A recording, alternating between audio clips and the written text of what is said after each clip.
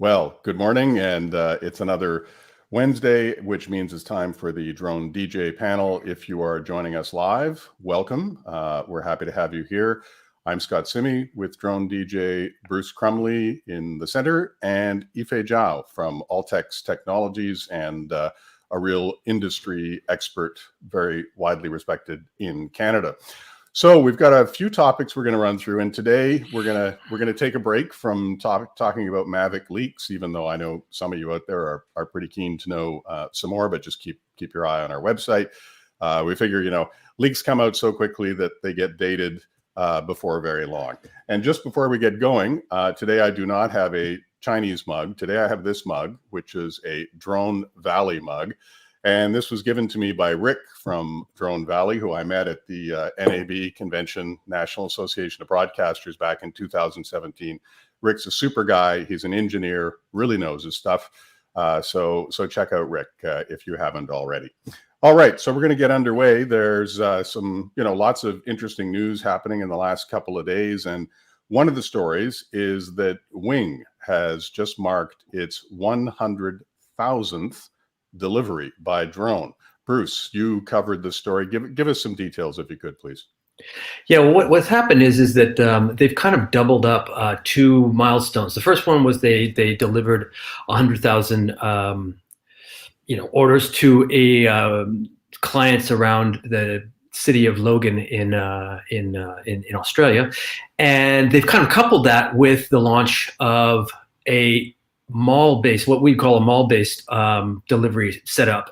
That is to say, a shopping center. So they've got a bunch of shops there that have signed on and said, okay, what we'll do is we'll take orders and you fly them off the roof. And so it's kind of an inverse. It's an inversion of their previous model, but it's also a kind of a diversification in that before, I guess the way it worked, it's not really clear, it's not stipulated, but I have a feeling that partner businesses, retail outlets that wanted things flown to their customers would have to get it to Wing's takeoff site, and then Wing would take off with it.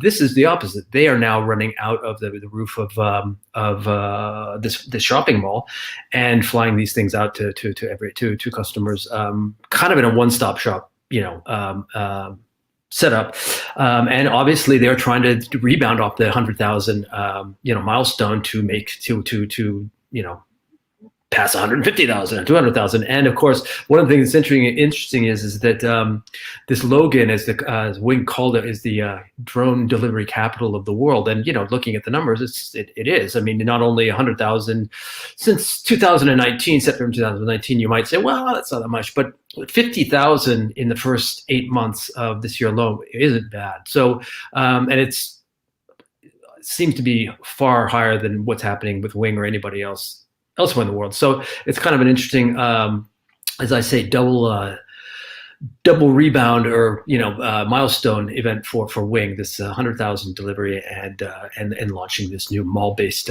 service. Tell us what kind of stuff Wing is delivering. Well, they said that for the 100,000th delivery, it was mostly things like hot wings and it's mostly food, basically. Some drugs, some sort of sundries and things. One has to admit, has to suspect toilet paper because everybody's had to have it during the lockdowns, right? And even if you didn't need it, you had to have it. So you're all of that. But in this case, I think in this mall, it's been a lot of food and beverage services, and just recently they've also brought in a drugstore that's selling all kinds of shampoos and over-the-counter drugs and that kind of thing. So it's arguably nothing essential, but they're doing fairly good business in Logan. Now, whether that would be replicated elsewhere in the world is another question. Ife, drone delivery is something a lot of people talk about. We're seeing it in a number of test sites, before it can eventually roll out to broader use. Just tell us, from a technical standpoint or an airspace standpoint, what are some of the challenges with running a drone delivery service in an urban center, especially when there might be airports nearby? Right. So I guess those are actually two questions. One is aerospace safety, so regulation front, and then the other one would be a pure technical perspective, is how accurate and how does it actually work. From aerospace and regulation perspective, I mean, ultimately we're talking about integrating drones safely into a national airspace where the other aircraft also live and fly. Um, and it really comes down to has they have has Logan or have that specific area zoned out a lower level of airspace specifically for drones. The way to look at it is almost like building actual road infrastructure is just now is in the air, and you have to add the other layer on the road will only have the XY, but in air you also have the Z, which is your horizontal, which is your vertical axis, right? So you can say drones only fly, say, between 200 to 300 feet above ground level. It's where the drone actually flies. And the main aircraft stays above, say, 500 feet, unless they're actually approaching landing or taking off. So in theory, that's how things are divided. In practice, the challenge is when we use the word above ground level versus, for general manned aircraft, they use above sea level because once they've taken off from the airport, that's really the number they care about. So when we say above ground level, especially in the urban environment, that's a little difficult to translate for somebody else who's using above sea level, and especially above ground level. Is it above where your foot is standing from the actual surface, or is it above, let's say, top of a building? What happens if there's micro or local topography change, right? What if there's a stockpile? What if there's an active crane? I mean, once you get closer to ground, there are a lot more elements to consider than once you go up in a big open space. So those are typically questions related to airspace, and really that flows into regulation because regulation cares about safety, both for other aircraft in the air as well as people on the ground level. Now, the other perspective is how do they do it? Um, Traditionally, we were all thinking, 5G network, because if you look at any consumer drone, the GPS accuracy on that is 2 to 5 meters. And if you use that to deliver to any house, then that's pretty off, right? How accurate can you be to that house? So it's either creating leveraging the 5G network, is leveraging basically RTN, the real time network. So rather than using the GPS signal from the satellites, right now you reference your location to what's my location reference to that telephone pole over there. So that gives you a lot more accurate location on the ground level. But that also means much bigger infrastructure, right? So 5G network needs to allow you to actually tap your navigation system or your communications into it. Alternatively, I don't know, maybe if it's such a small area they're delivering to you, they could have, use LiDAR and do the urban mapping and actually just map the whole place, and then use that local mapping they've gathered and use that for navigation. So that's a possibility too. I guess the question to Bruce is how heavy can they deliver? So are they delivering one order at a time? So going from the mall, take one order, deliver to where Yeah. it is, or can they, pick up, let's say, 2, 3 orders? Can they recognize there's one they can actually go along the way to deliver it? And if that's the case, what's their weight capacity for the drone? I believe at the moment they're just doing single deliveries, and not, I don't think the payload capacity is that great as Bruce was mentioning. Maybe they can carry some wings and stuff, in addition to all those propellers that the wing aircraft has on it. But one of the other things from a regulator perspective is that once you're flying over an urban area, obviously regulators really want to be satisfied that your aircraft is super safe. Yeah, it's That not going it's to drop from the sky. That's right. So maybe you could just touch briefly on redundancy and what some of the methods are that UAV manufacturers or companies like Wing can use to help make those aircraft more safe over these kinds of flights. So there's always what we're trying to do to make it safe, or what we're speculating could go wrong. Traditionally, we were all thinking, okay, if there's GPS failure or if there's a propulsion system failure, if one of the engines actually, goes off, then the drone would just drop from the sky. So I guess that's what gives rise to parachute systems. And as time goes on, we all realize parachute doesn't work the way we were all hoping it would. Then it really comes back to redundancy, right? So even a Phantom 4 has dual I believe they have dual altimeter. They have the dual they actually have some of the sensors, that major sensors, they actually have dual modules under as redundancy. And then really comes back to propulsion systems. That's why some of the countries push for at least hexacopter or octocopter, because they would give you the redundancy. Even if one engine or one motor goes down, the rest will still allow the drone to safely land. Or fixed wing, fixed wing VTOL is also popular because fixed wing can glide, right? Especially if it's a smaller drone, then the weight is light enough for it to glide instead of just crashing down. So those are the really common methods to manage redundancy. But at the end of the day, nothing is going to give you 100% safety. So it's really doing making the best effort and trying to think about all the possible scenarios to make it work. If you have never taken a look at the Wing aircraft, I encourage you to Google it and take a peek. To my recollection, it has more propellers and motors than any other drone that I've seen. I believe, and I could be wrong here, but I believe it's got like 14. Maybe it's a dozen, but it's— Yeah, I was going to say a dozen. Yeah, it's right up there. So clearly that's, largely we assume for redundancy.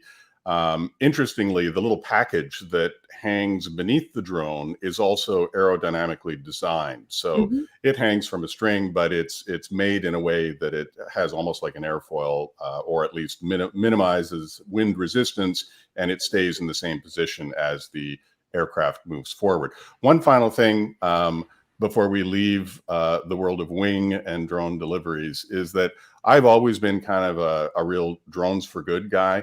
Like when Zipline first began operations in Rwanda, I was blown away because I thought, what better use could there be for a drone than to deliver life-saving blood products, anti-venoms, vaccines, all these kinds of things in an area that does not have the kind of infrastructure that we have here, and where it might take hours to take something by vehicle and the drone can deliver it in 20 minutes. So, Zipline saves lives every single day. Wing is delivering coffee and bagels every single day.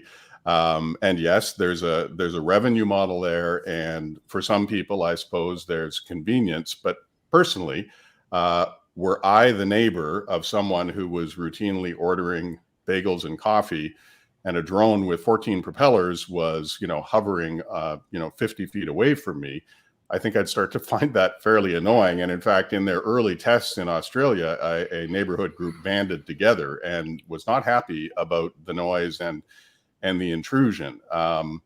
Bruce, what are your thoughts on using drones for this kind of sort of convenience delivery? They're not delivering prescription medication. They are doing some over-the-counter medication, but not prescription. So it's not like someone at home and they absolutely have to get XYZ medication. Non-essential. Yeah, non-essential. So what are your thoughts, Bruce? And then Ife, when you're done, Bruce. Well, I go back to what you said earlier, and in the early days in Canberra, where they're also running the same service as they do around Logan, they really ran into some stiff opposition, and neighborhood groups were very vocal, and some of them still are, and they just said this is invasion of privacy. We hear these things coming from far away, and basically we hate them. We don't want them to continue. Wing responded by creating a much more quiet drone, which is something. And the other thing it did, I think it tried to be a little bit more discreet, and maybe, they've never come out and said, we're going to have to pick and choose what we deliver a little bit better. But the volume of opposition out of Canberra has gone way down of late, and we've seen the success in Logan go through the roof. My suspicion is we'll probably see that replicated about the world. My guessing in my hometown of San Francisco is going to hate drone deliveries. They're going to say, we don't want these things. They're spying on us. They're buzzing us. They're breaking my ears. They're probably filming us and sending the images to whatever politician we don't like. Like security cameras on the street aren't doing that. Yeah, exactly. But and some place like neighborhoods of LA or I don't know, some places in Miami may love it.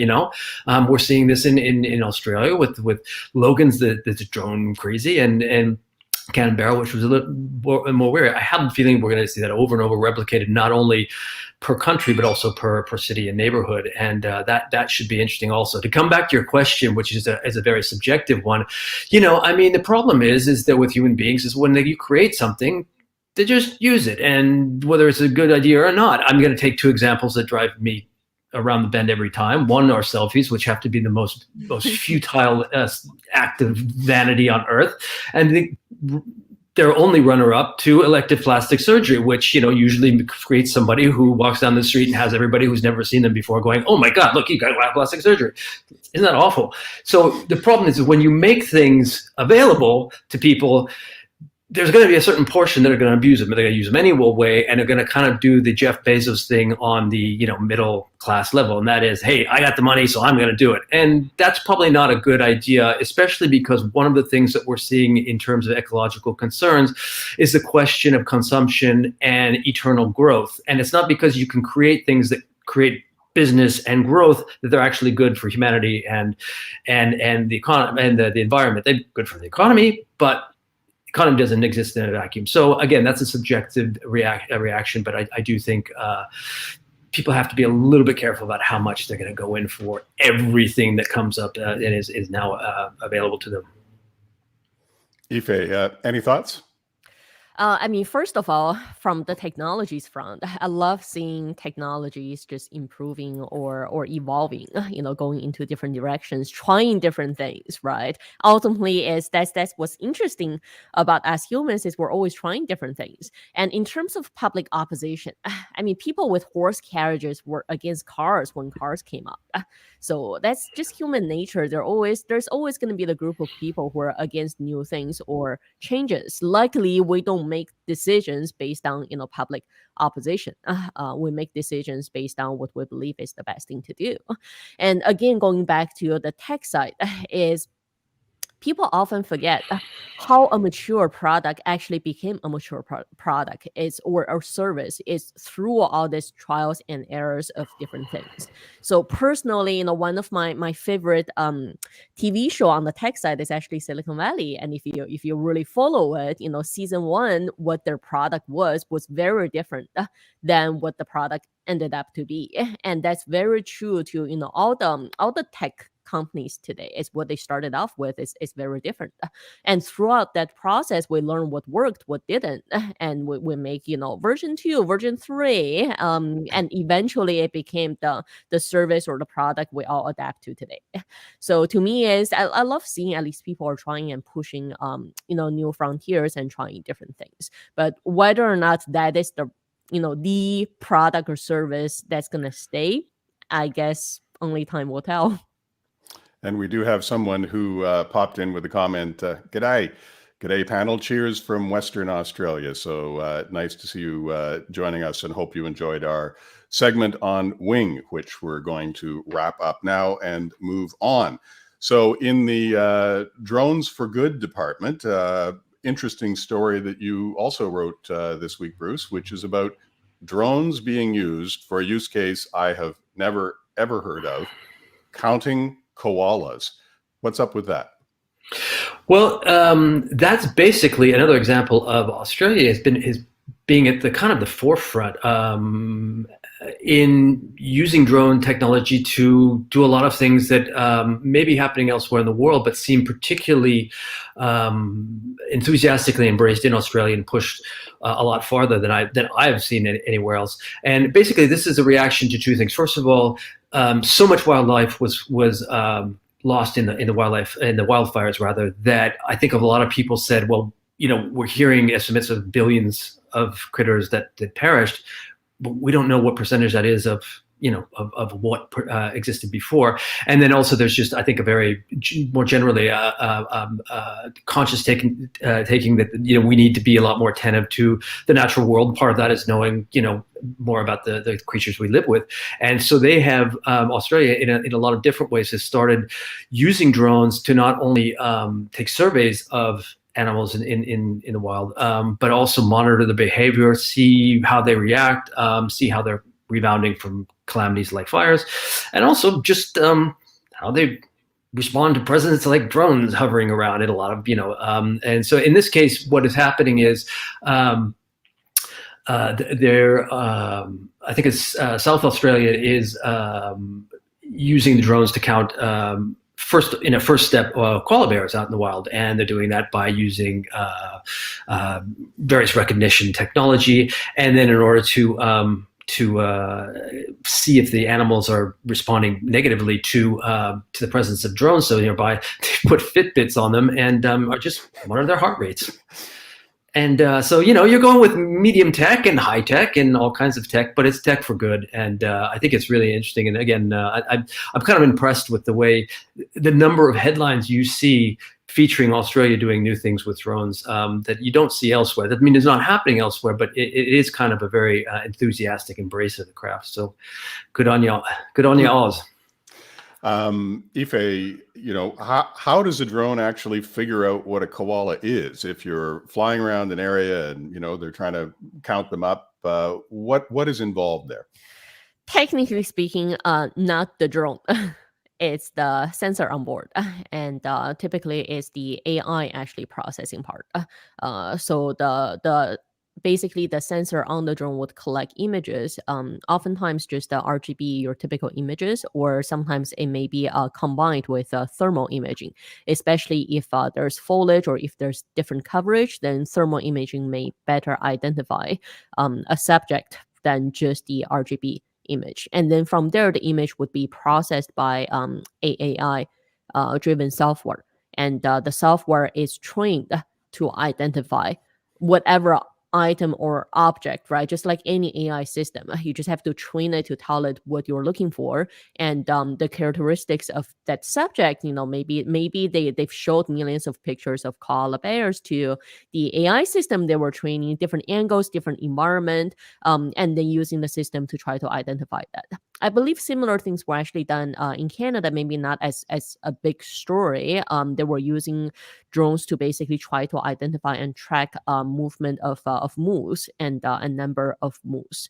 So again, it's from drone perspective, it's great because from the ground level, especially in forested areas in the wild, you may have tree coverage, you may have grass, tall grass, different plants, rock formation, water, etc. So it's difficult to actually identify. But from the air, it's a lot easier. It's a lot easier to basically identify them, especially if you put thermal imaging as well. So you can first try to identify where these things are.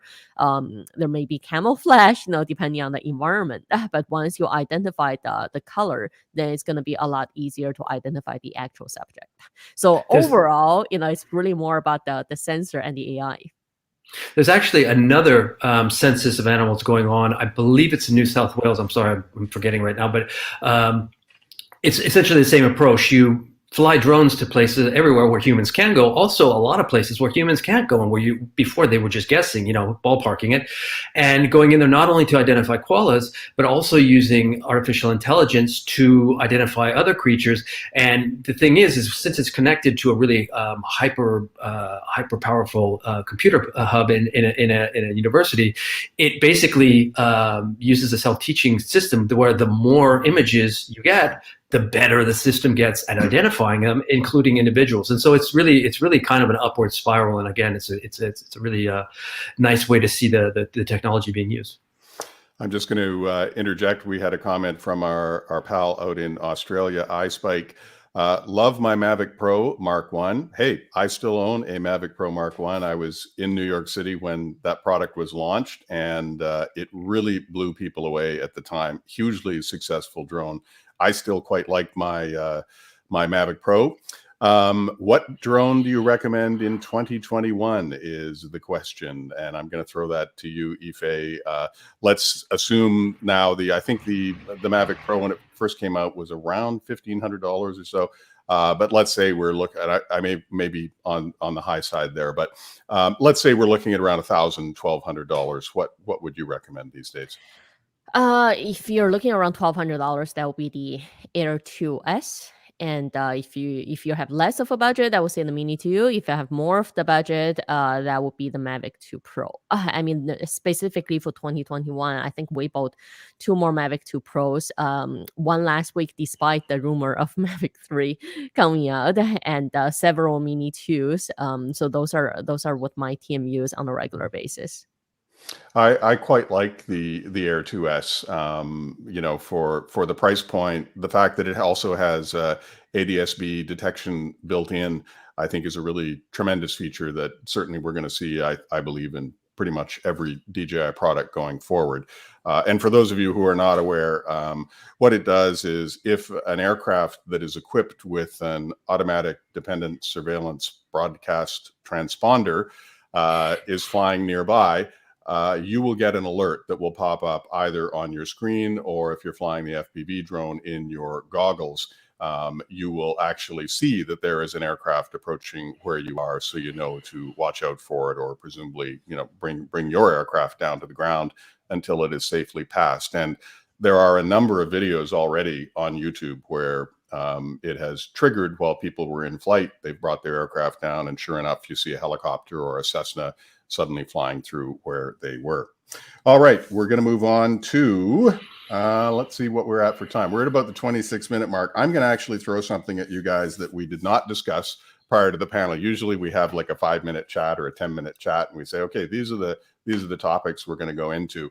But this last one I'm going to throw out is that there was yet another drone show fail in China, where scores of drones just began descending as if they were in fail-safe mode out of the sky and landing on the ground, or landing. There was a crowd directly below them, and all of these drones are coming down.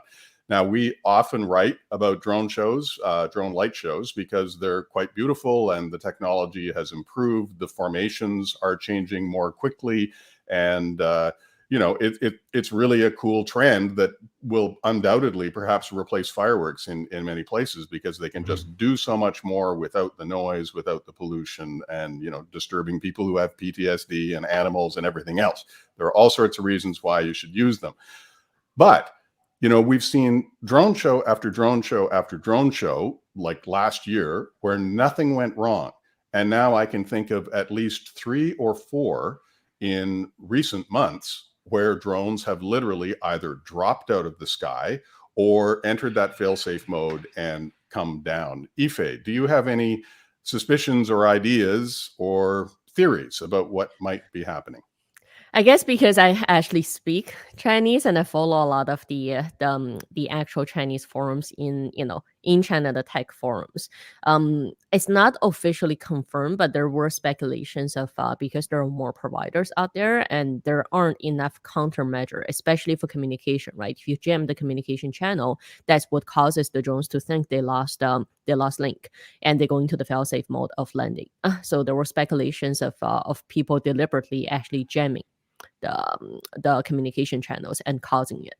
I mean, personally, I'm leaning towards that a little bit, because it's really seemed like some kind of communication issue. So it's either someone's jamming or something happened to the main communication. Yeah. So I mean, that's the speculation right now. And what happens is when one competitor starts doing this, or the rumor starts someone's doing this, then it's like contagious, right? It spreads. Well, Ife can confirm that I can speak only a very, very sliver of Mandarin. But when I've been watching these, that has been my conclusion as well. I mean, I can't say definitive conclusion, but I can certainly say when I look at that and I see they're all entering fail-safe mode, one show after another, I do suspect that it's either a competitor who wants to make their show fail, or else someone on the ground who has, a rogue, jamming product. And of course, you can purchase such products on some of the Chinese shopping networks. I've seen them listed. You certainly can't go buy those in North America because there are very strict rules around what you can do in the telecommunication space. You just can't go randomly throwing up interference across certain spectrums or any spectrum. At least the drones are not dropping, so that would be the only saving grace here. At least they're slowly descending.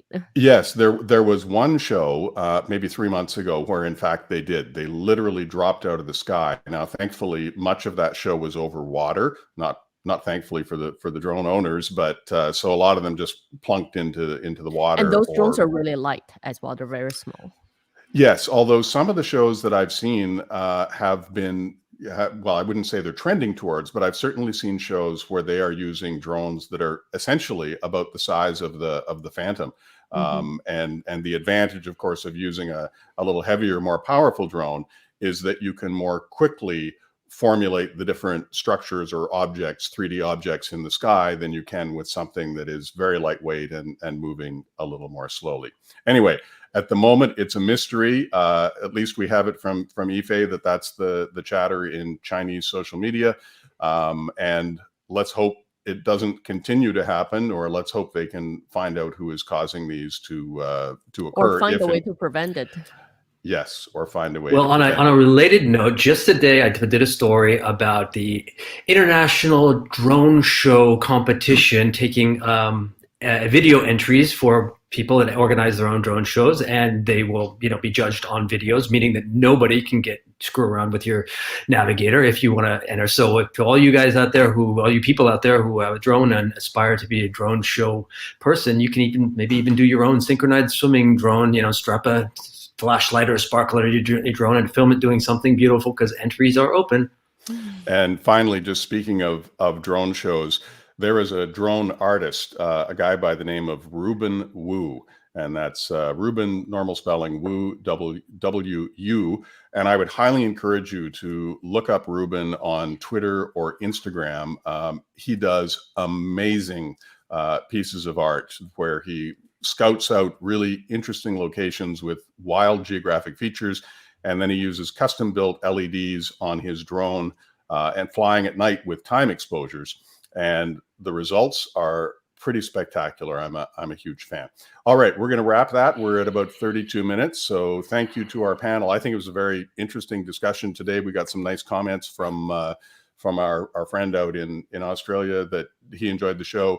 So thank you so much, Yifei Zhao. You can see her Instagram handle, Bruce Crumley from Drone DJ. That's Bruce's Twitter account, and my own Twitter account just below my head.